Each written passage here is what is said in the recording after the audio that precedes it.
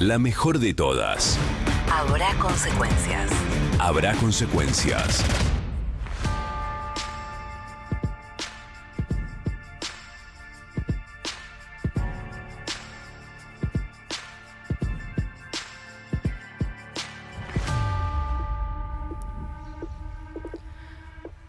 No hace falta que te diga que el gobierno está en el medio de la turbulencia.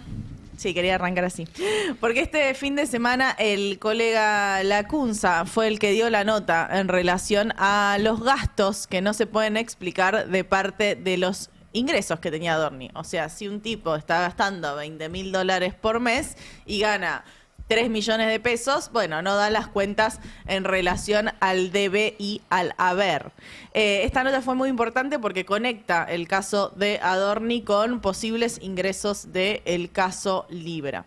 Yo creo que la mejor explicación fue la que dio Mauricio D'Alessandro, porque ¿para qué amigos, para qué enemigos si tus amigos dicen esto? Es muy difícil. Mira, Luis, con 2,5 millones de pesos de sueldo mensual, ni el Papa Francisco se salva de ir preso por enriquecimiento ilícito. Porque es muy difícil vivir con 2,5 millones de pesos. ¿Con 2 millones? Claro, es lo que ganan los funcionarios, 3 millones. O sea, no hay ningún funcionario, si hoy hubiera una investigación en masa a todos los funcionarios con 2,5 millones de pesos, si tienen todos problemas. O sea, claramente esto hay que cambiarlo de alguna manera. O sincerar que eso no es delito, porque si no, todo el mundo está viviendo de plata que no es el sueldo. A ver, lo que usted quiere decir es que el 40% de la economía es en negro, eso ya lo sabemos, ¿no? Y sí, que todo el mundo tiene una economía negra por encima de la de clase popular. Adorni todo el mundo. Y rebusques negros, claro. Y rebusques negros.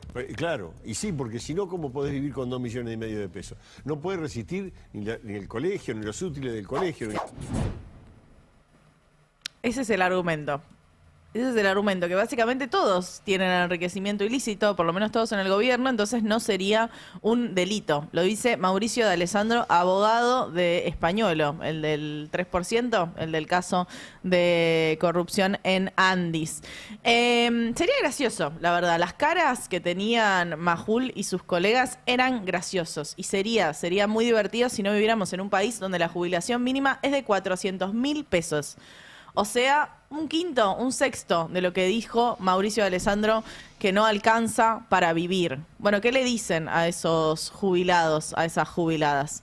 Lo que quiero que veamos ahora es este gráfico de la tasa de actividad para mayores de 65 años, porque efectivamente 400 lucas no alcanzan para vivir.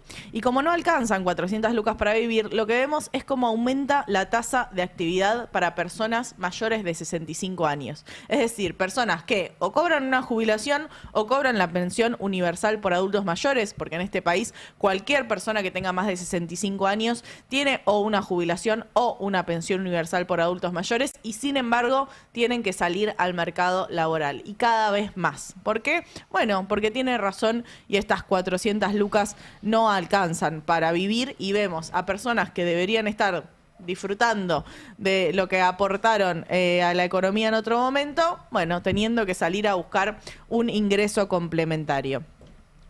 Es fuerte decir que no se vive con 3 millones de pesos, con 2,5 millones de pesos, cuando, bueno, los jubilados sabemos que los trabajos que terminan consiguiendo tienen que ver con changas, tienen que ver muchas veces con las economías de plataformas, donde cada vez se ve personas más grandes trabajando, personas que no deberían estar trabajando según nuestra propia legislación.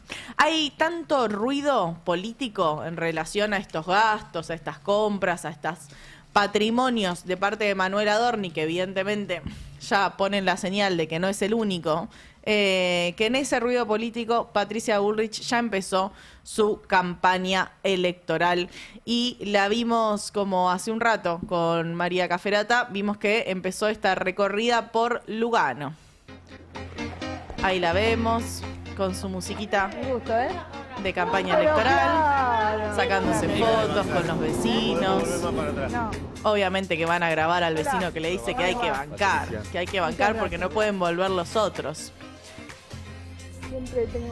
Medio lo comía la música, ¿no? Me dice Lichi, le iba por la cuaracha y tiene razón. Muy acorde a esta época. Con un bostero, vení. Tenés que volver Con un bostero, dice. a la Villa 20. ¿Te acordás cuando limpiaste todo lo tranza? ¿Viste? Gracias. No, haciéndose la capa con vecinos. Es espectacular. Le regalan flores. Le regalan flores a Patricia Bullrich.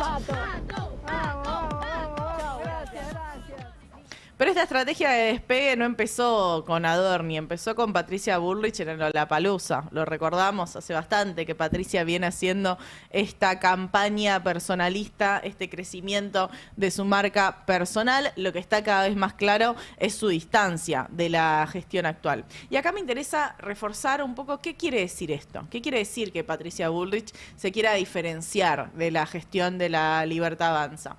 Y bueno, acá tenemos que hablar entonces del poder económico.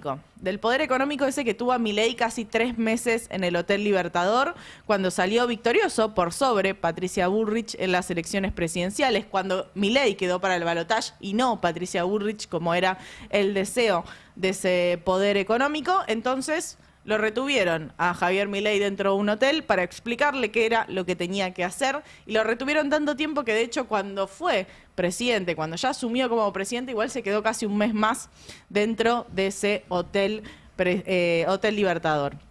Ese mismo poder económico que evidentemente se sentía más cómodo con Patricia Bullrich, parte de ese poder económico, bueno, ya la empezó a volver a ver como una opción. Ya la empezó a decir, che, vos seguís siendo mi opción viable. ¿Para qué? Bueno, para mantener el rumbo económico, para buscar las opciones a un mileísmo sin Milei. Así contaba Ale Berco su experiencia en la reunión de ricos, de empresarios del poder económico en el Yao Yao. Porque el Círculo Rojo está ansioso porque aparezca alguien que le dé garantías de mantener el modelo sin estar pirado, básicamente, que es lo que le cuestionan a Milei.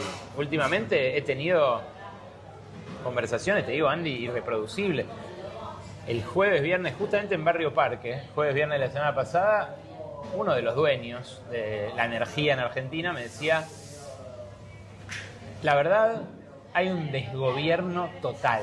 La frase es textual, salvo, mirá quiénes rescata, salvo en áreas muy puntuales, como la Secretaría de Energía, donde está María Tetamanti, como la Secretaría de Coordinación de Temas Energéticos, donde está Daniel González, como YPF, donde está Marín, el resto son todos de madera, pero nivel no pueden conducir ni llevar adelante las tareas habituales que hace cada área.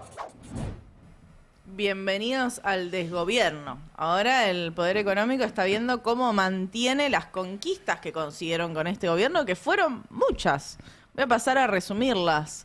El decreto 7023, la ley bases, el paquete fiscal, que lo que hizo fue bajar la alícuota de bienes personales, del único impuesto que paga la riqueza en la Argentina.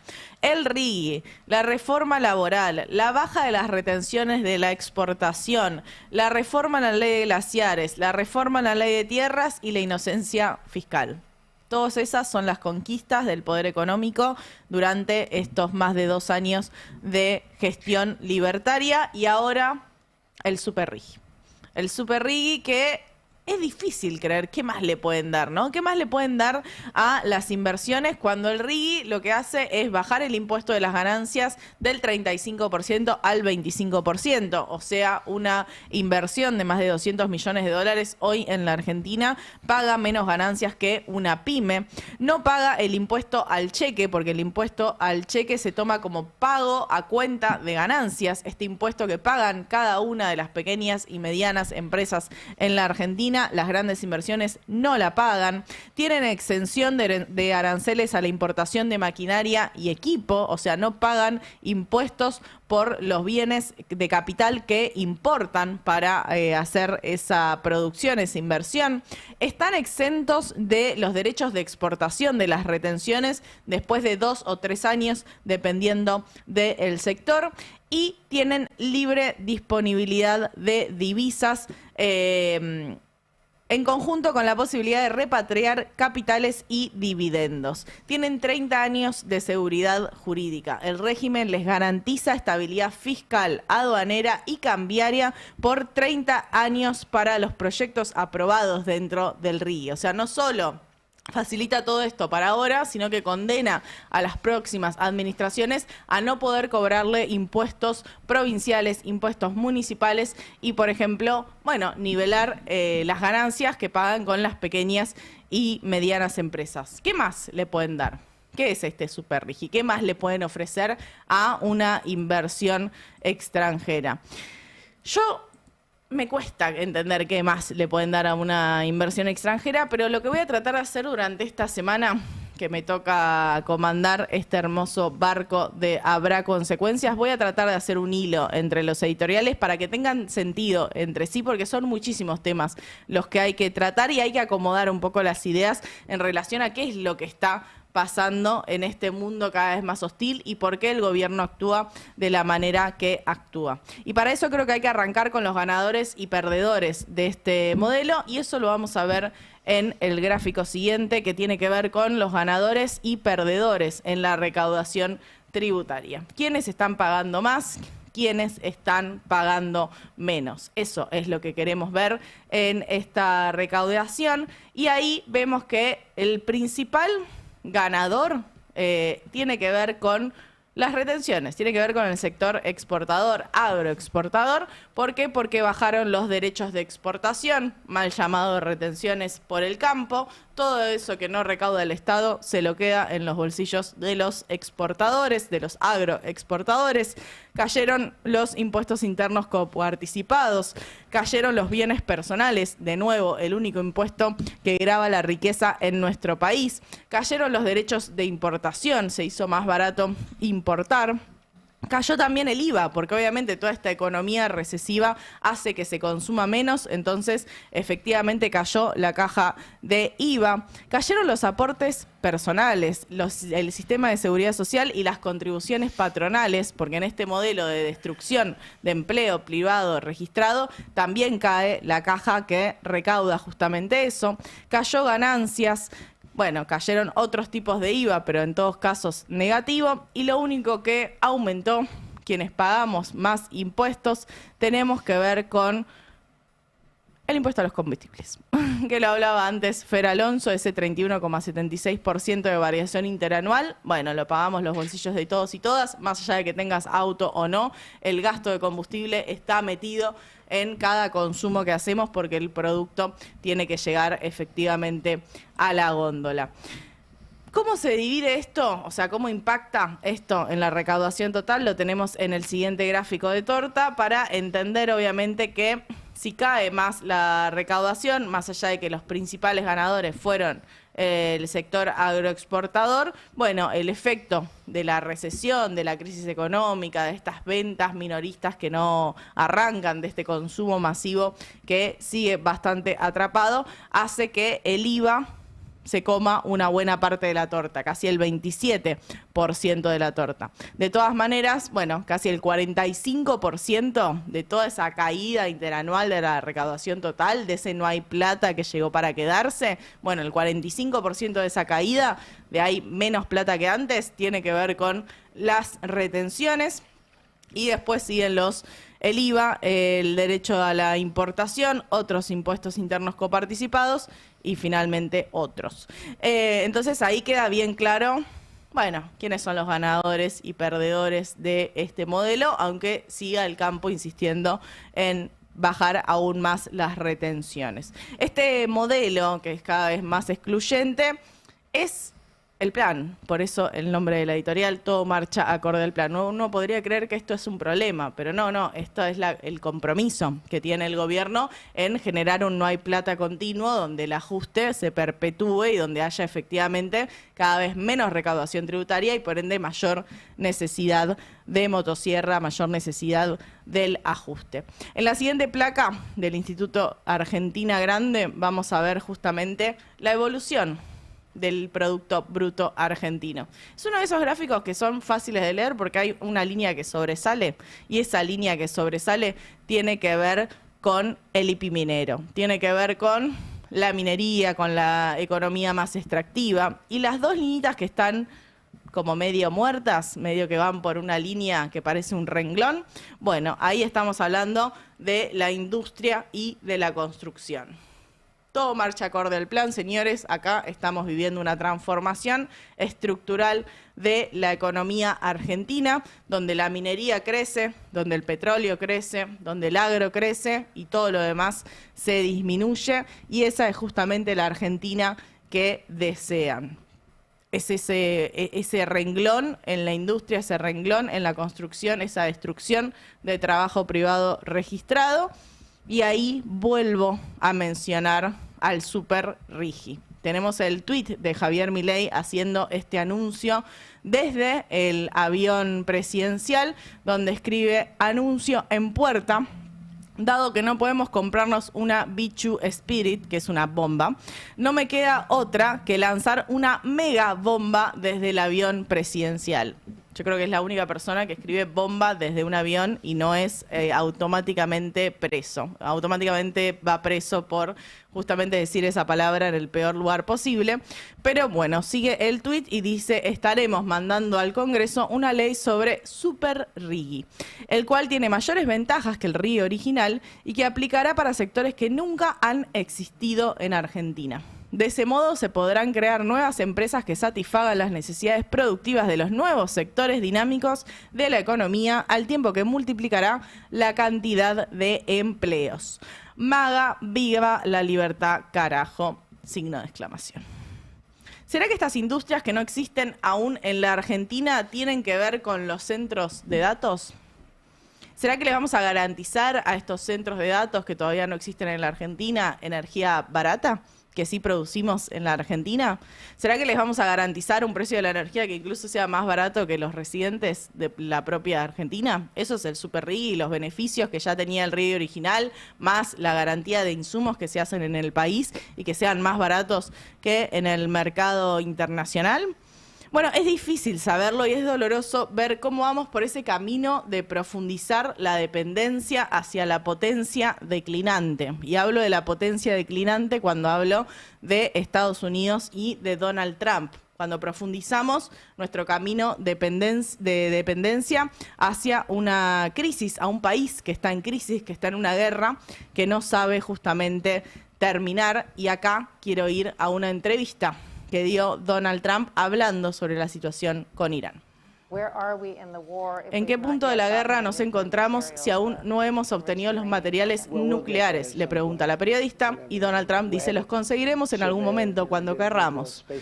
Cree algo llamado Fuerza Espacial y a ellos los están vigilando. Si alguien se acerca al lugar, podremos saber su nombre, su dirección, el número de su placa. Está muy bien vigilado. Si alguien se acerca al lugar, lo sabremos y lo haremos volar por los aires. Sí, eso dijo Donald Trump. Que actúa básicamente como un bully internacional, pero que no logra entender o darle la vuelta para poder marcar una victoria con Irán, con un Irán que no está dispuesto a ceder. Y es la siguiente placa que tenemos, que dice: nunca nos inclinaremos ante el enemigo. Y si se habla de diálogo o negociación, su significado no es la rendición o el retroceso. Por el contrario, el objetivo es reivindicar los derechos de la nación iraní y defender con firmeza los intereses nacionales. Bastante claro el presidente de Irán en relación a la postura, no solo que está teniendo actualmente, sino que tuvo en todo este conflicto el país de Irán, justamente luchando por su soberanía en este avance, en esta amenaza de Estados Unidos, un Estados Unidos que tiene cada vez más reclamos sobre la política de guerra por encima de la política interna. Y ahí quiero pasar justamente a este tuit de Bernie Sanders, oposición a Donald Trump, desde el lado del Partido Demócrata. Dice: en Estados Unidos necesitamos cientos de nuevos hospitales y clínicas de salud. Necesitamos miles de nuevos centros de cuidado infantil. Necesitamos millones de nuevas unidades de vivienda asequible. No necesitamos gastar otros 500.000 millones de dólares en el ejército para guerras interminables.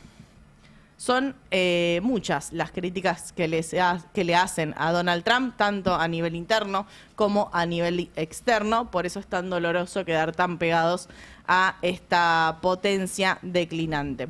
Pero en este mundo, que creo bastante conflictivo, es fundamental recordarnos, tener esta llama interna de que tenemos todo lo que se necesita. Tenemos alimento, tenemos energía, tenemos minerales, tenemos los 4 climas y tenemos una distancia considerable de la zona de conflicto.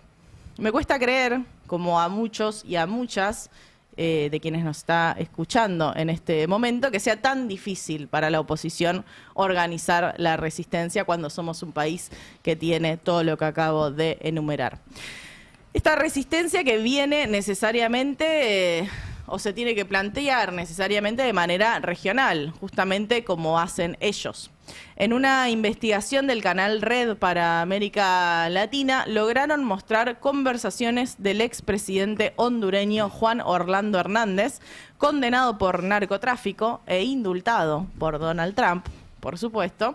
Bueno, se escuchan en unos audios al expresidente hondureño orquestando una red continental para desestabilizar gobiernos progresistas de América Latina a cambio de favores políticos.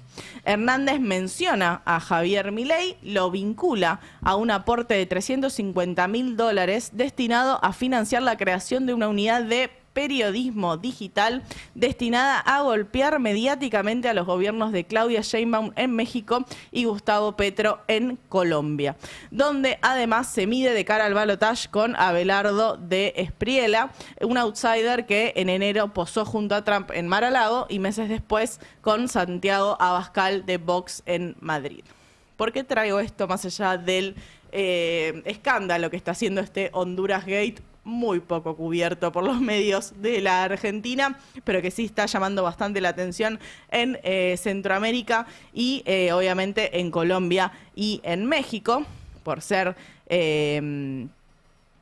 acciones, intentos de atacar estos gobiernos, pero lo que muestra claramente es una coordinación de la extrema derecha, que ya está por demás probada, y falta entonces encontrar justamente cuáles son los hilos, los horizontes y los proyectos de quienes queremos y necesitamos una Latinoamérica unida y soberana. Mesa querida, dije muchas cosas, así que tienen que opinar de algo de todo esto.